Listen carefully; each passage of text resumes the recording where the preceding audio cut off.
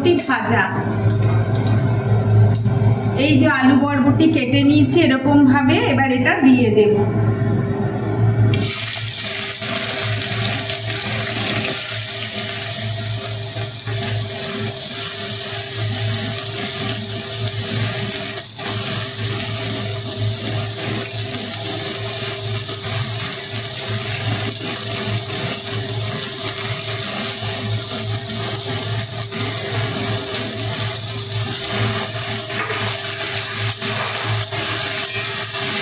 ডালের সঙ্গে একটু ভাজা না হলে খাওয়া যায় না।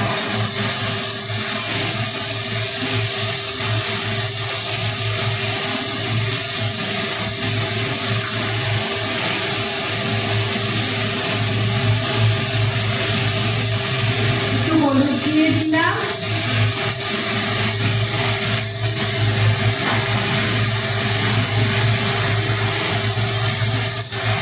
একটু লঙ্কা গুঁড়ো দিয়ে দিলাম,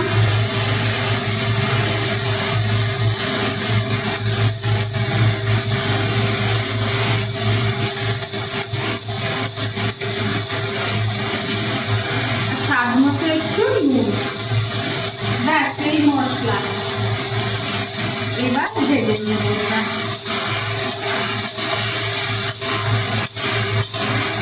আমার আলু বরবটি ভাজা হয়ে গেছে। ডাল দিয়ে খাওয়ার জন্য ভালো লাগলে লাইক শেয়ার সাবস্ক্রাইব করো, আমার পাশে থেকো। আবার দেখা হচ্ছে পরের ভিডিওতে।